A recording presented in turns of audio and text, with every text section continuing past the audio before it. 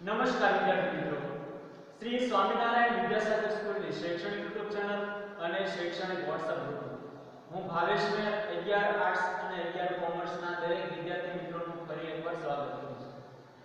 વિદ્યાર્થી મિત્રો, છેલ્લા ક્લાસમાં આપણે ગુજરાતી વિષયમાં એકમ નંબર 8 બુરાઈના દ્વાર પર આ એકમની શરૂઆત કરી અને આ એકમમાં આપણે લેખકનો પરિચય, એનું સાહિત્ય સર્જન, એના જીવન સાથે સંકળાયેલા કેટલાક અગત્યના મુદ્દાઓની વાત કરી. આ એકમના કેટલાક શબ્દાર્થ અને વિષય વસ્તુનો પહેલો મુદ્દો આપણે ભણ્યા. પાઠનું નામ છે બુરાઈના દ્વાર પર. સાહિત્ય પ્રકાર નવલિકા અને લેખકનું નામ છે ઝવેરચંદ મેઘાણી. ગાંધીજી દ્વારા રાષ્ટ્રીય શાયરનું બિરુદ પામેલા અને ગુજરાતી ભાષાના લગભગ સર્વશ્રેષ્ઠ લેખક કહી શકાય. લોક સાહિત્ય ક્ષેત્રે અસંખ્ય સાહિત્ય એમના દ્વારા આપણને મળેલું છે. આ નવલિકા એટલે ટૂંકી વાર્તા. નવલિકામાં એમણે બે પાત્રોની વાત કરી છે, જંબુ અને જમન. જંબુ અને જમન બંને ગરીબ પરિસ્થિતિમાં ઉછરેલા છે. બંને પતિ પત્ની છે અને હમણાં પરણેલા છે. પરંતુ જંબુ અને જમન બંને જો કોઈ સારા માણસના ઘરે થાય ને અથવા તો શણગાર સજીને આવે તો કોઈ એને ઓળખી ન શકે કે આ કોણ છે. બંને શાક માર્કેટમાં ચીબડા વેચવા માટે ગયા છે. 2 દિવસમાં ચીબડા વેચાઈ જશે એવા અનુમાનથી સાથે 2 દિવસનું જમવાનું ભોજન લાગે. પણ બેના આજે 4 દિવસ થઈ ગયા છે પરંતુ બધા ચીબડા એના વેચાણા નથી. એક આસને બેઠા છે, ધૂળની ડમરીઓ ઉડે છે. બંને પતિ પત્ની છે. નાનું છોકરું એના ખોળામાં છે અને ભગવાને લાજ રાખી 4 દિવસ થઈ ગયા પણ જમવાનું ખૂટ્યું નથી. ત્યારે જમાને કહે છે કે રોટલા હવે સુકાણા છે, સાથે કાંઈ જમવાનું પીધું છે ને એટલે પાણીના ઘૂંટડે પીવા પડે છે. એટલે જંબુ એને સમજાવે છે કે તમે એક કામ કરો ને, ચીબડા વેચવાને બૂમ પાડો તો કદાચ કોઈ ગ્રાહક ખરીદવા માટે આવે. એટલે જંબુ એને ના પાડે છે. એટલે શાક માર્કેટનું દ્રશ્ય બતાવે છે કે જો બીજા લોકો તો કેવા સાદ પાડીને ગ્રાહકોને બોલાવે છે. તમે એક કામ કરો, આવો અવાજ કરો ને તો હમણાં ચીબડા બધા વેચાઈ જાય. ભલે રાતે મોડા આપણે ઘરે પહોંચે હમણાં પર મારી માં છે તમને ગરમા ગરમ રોટલા બનાવીને ખવડાવશે અને હું તમારા માટે સરસ મજાની ચટણી બનાવી લઈશ. આમ જંબુ અને જમન બંનેનો સંવાદ થઈ રહ્યો છે. હવે જંબુ છે જમન પાસે ચીબડા વેચાવાની બૂમો પડાવી શકશે તેની વાત આપણે આજે કરવાની છે. જોઈએ આપણે પેજ નંબર 35 ઉપરની વિષય વસ્તુની કેટલીક વાત. પહેલેથી જોઈએ પેજ નંબર 35. જો અને આખી પીઠમાં કાંચિયા એટલે કે શાકભાજી વેચનાર કેવી બોલી કરીને લલકારી રહ્યા છે. તમે તો ભૂંડા જીભ જ હલાવતા નથી. આ બધા બીજા તમે જોશો તો કેવા બૂમો પાડીને ગ્રાહકોને બોલાવે છે, લલકાર કરે છે, અવાજ કરે છે અને તમે તો કાંઈ બોલતા જ નથી. મને એવું વેણ કાઢતા ને સમય લાગે નાખતા આવડે નહીં. મને એવા વેણ એટલે એવા શબ્દો બોલતા પણ ન આવડે અને એની જેમ એવો રાગ કાઢીને કહેતા પણ ન આવડે. શું ધીરે સુરે બાય પુરુષને પટાવવા લાગે. એમાં શું ન આવડે? આમાં હળવે પણ જમનને સંકોચે પઢાવવા મળી, શીખવાડવા મળે છે. એ આ સાંકરિયા મેવા, એ આ મધના ઘડા લઈ જાઓ, અમૃતના મેવા લૂટી જાઓ. લ્યો બોલો. એ શું કહે છે જમકો જમનને કે આમ બોલાય કે એ આ સાંકરિયા મેવા, એ આ મધના ઘડા લઈ જાઓ એટલે ગળિયા તમારા ચીબડા લઈ જાઓ, અમૃતના મેવા લૂટી લ્યો એટલે ફૂટી જશે. આવી જો બૂમો પાડો તો આપણા ચીબડા ખરીદવા માટે કોઈ આવે. લજામણીનો છોડ જાણે એનું ઝડપું ફાટ્યું જ નહીં, નીચે જોઈ ગયું. આ જમન છે બોલ્યો કાંઈ નહીં. લજામણીનો છોડ જેમ આપણે સ્પર્શ કરીએ અને કરમાઈ જાય તો ભેગો થઈ જાય. એમ જમન છે એ મોઢામાંથી કાંઈ બોલ્યો નહીં, નીચું જોઈ ગયો શરમ ના. ઓય માટીડો નારી કરતા કરતા ભૂલથી નર ઘડ્યો લાગે છે ભગવાન શું કહેશે કટાક્ષમાં કહેશે કે તમને તો સ્ત્રી બનાવવાના હતા ભગવાન અને ભૂલમાં તમને પુરુષ બનાવી દીધા છે એમ કહેતી ને બાઈ પોતાના ગળસટા ગળાના સૂર કાઢવા લાગી એના પતિને પણ ખોટું ન લાગે એવી રીતે કટાક્ષમાં એના પતિને સેયાવર શબ્દો કહેતી જાય છે બે જઈના શેર આ અમૃતના કુપા 2 પૈસાના શેર આ સાકર પેટી 2 જઈની શેર આ મીઠા મેવા 2 પૈસે શેર હવે જંબુ પોતે બૂમ પાડે છે શું કહે છે કે 2 જઈના શેર ઈ સમયનું નામ જઈ કે 2 જઈનું શેર શેર એક માપ છે ઈ સમયનું આ અમૃતના કુપા 2 પૈસાના શેર આ સાકર પેટી 2 પૈસાની શેર આ મીઠા મેવા 2 પૈસે શેર અત્યાર સુધી કાંઈ બોલ્યા નહીં કે ચીબડા ન વેચાય કહેવત છે કે બોલે એના બોર વેચાય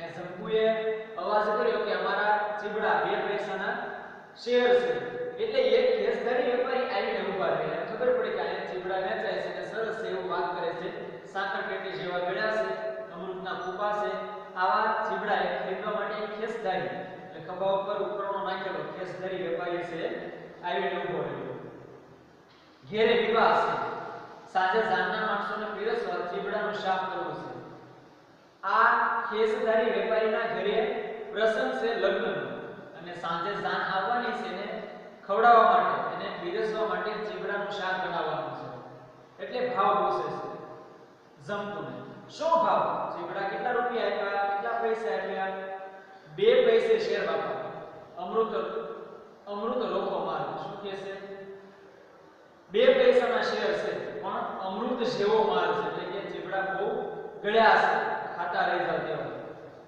આનાના 2.5 શેર તો ઓલી દુકાને આપે છે વેપારીએ શું કીધું કે એક આનાના 2.5 શેર ઓલી દુકાને આપે છે તમે 2 પૈસા કહો છો પણ આનાના 2.5 શેર ઓલી દુકાને આપે છે ના બાપા અમારે પોસાય નહીં અમે પરગામથી આવેલા છીએ શું કહે છે જંબુ કે ભાઈ અમને તો આનાના 2.5 શેર ન પોસાય અમે તો પરગામ એટલે બીજા ગામથી અહીં વેચવા માટે આવેલા છીએ 4 દીથી કુવારના ખાટલા છે અમારે 4 દિવસથી અમે અહીંયા રોકાયેલા છીએ અને નદીમાં કુટિયા ગાળી માટલા સારીને વાડા પાયા છે ભાઈ કેડીના નોકડા નોખા થઈ ગયા છે શું કહે છે આ ચીબડાને કેમ ઉછેરેલા છે નદીમાં કુટિયા ગાળી એટલે કે નદીમાંથી પાણી ભરીને માટલા સારીને માટલામાં પાણી ભરીને ઈ માટલાનું પાણી પાછા ચીબડાના વેલાને પાઈને અમે આ ચીબડાને ઉછેર્યા છે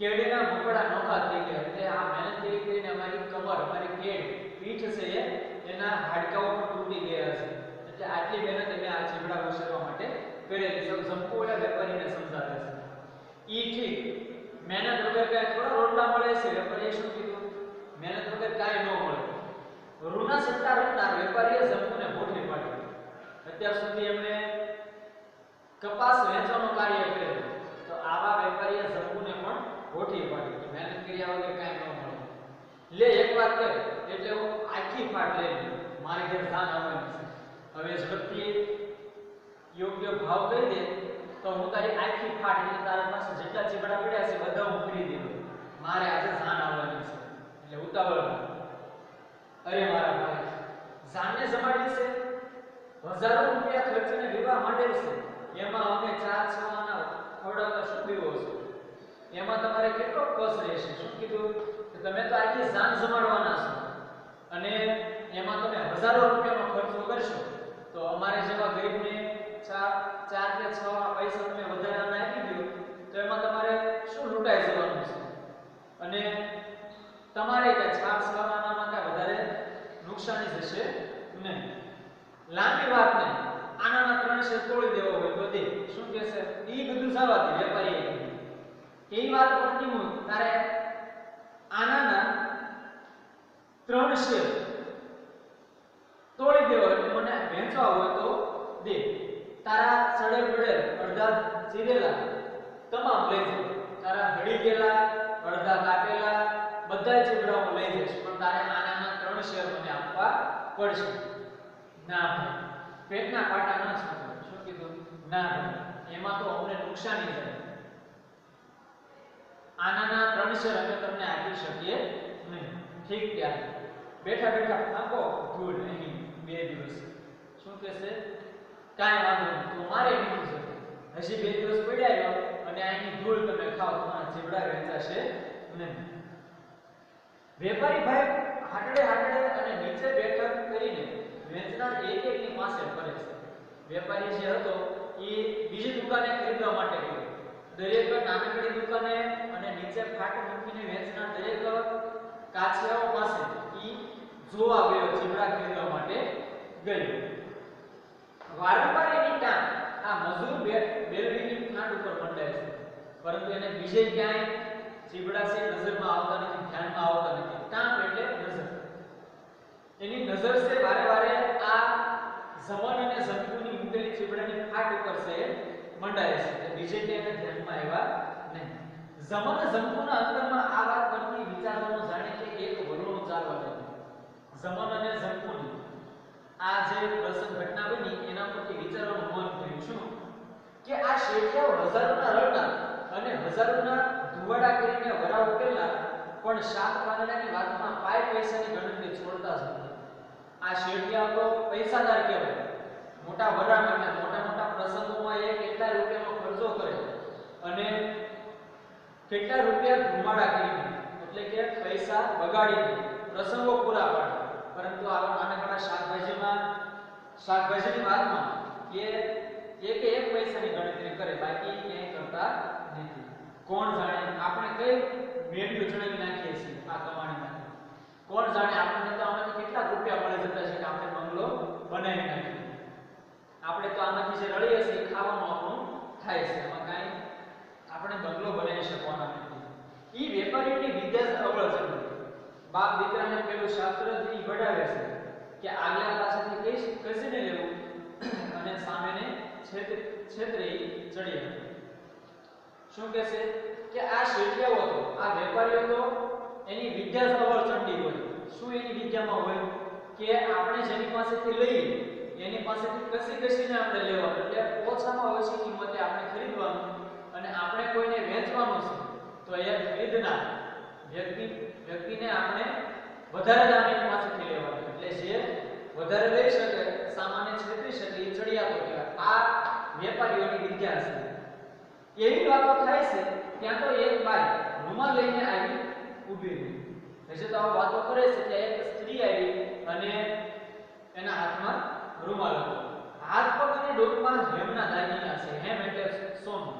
હાથ અને પગમાં ઘરેણા એને પહેરેલા છે આવેલી સ્ત્રીએ. પગમાં ચંપલની જોડી છે, પગમાં સરસ ચંપલ પહેરેલા છે.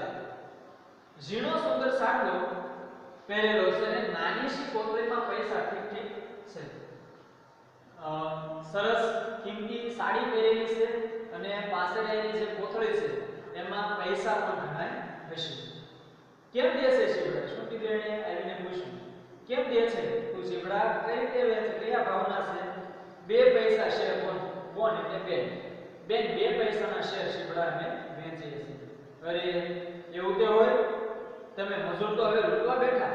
શું કે ઓલી સ્ત્રી આવેલી કે 2 પૈસાના કઈ શેર થોડા હોતા હશે? તમે મજૂર થઈને તો અમને લૂંટવા માટે જ આવો છો. લે જો 1 શેર. શું કે છે? 1 શેર તો મને જોકી આપો. મારે મંદિર જવાનું મોડું થાય છે. ઝડપથી રાખો તો હવે મારે મંદિરે જવું છે. એમ છે ની જોખસ જો કડી ચડી ગઈ છે. ત્રાજવાનીને નમતું જોક બરાબર. છોકરા પોસલાયમાં શું કહેશે કે આ તો કઈ રીતે જોખે છે? ત્રાજવાની કડી પણ ચડી ગઈ છે અને થોડુંક નમતું જોક છે. જે પલ્લામાં ચેવડા ભર્યા હોય એને વજનિયા કરતા વધારે નીચે જવા દેવા. આમ છોકરાને સમજાવતા હોય અમને શું સમજાવે છે? લ્યો આ નમતું કહીને જંતુએ 1.5 શેરની જાજેરો માલ જોખ્યા. લે કઈ તું રાજી થઈ છે એમ કહીને એને 1.5 શેર ચીબડા છે એને જોખ્યા. હવે એક ચીર દે આ પાકા ચીબડામાં.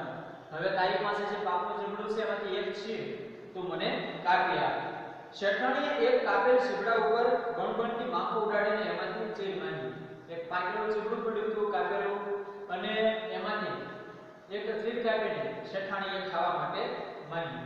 હજી પાસે ચીર બોલ તમને 1.5 શેર તો મેં શેરના અને જે તમારો ઉપરાંત સીટ જોઈએ છે આજ તો મફત ક્યાં દેસ મારો છોકરો ઘેર જતા જ માંગશે ખબર છે તો હું તો મફતમાં થોડી લઈ જાઉં તારી પાસે ચીવડા ખરીદ્યા અને હું ઘરે જઈશ એટલે મારો છોકરો તરત મારી પાસે માંગશે કે મમ્મી મને ચીવડું ખાવા આપ પણ બોન જંપુને એક એક પલ કે પોતાનો મહેનતે ઉછરેલો વાળો મથી ગાળે તૂટ્યું અને માટલે સારીને 3 મહિના સુધી લાગ લગાડ પાણી સાંભળી આવતા એક ચીવડાની ચીર આપતી હતી જંપુને એની મહેનત યાદ આવતી હતી કે રાત દિવસ મહેનત કરીને વાળો ઉછરેલો મથીને કૂટીઓ ગાળીને એમાંથી પાણી ભરેલું અને માટલે પાણી આને પાયેલું છે આ બધું એને યાદ આવતું હતું શિયાળવા અને હરાયા ઢોર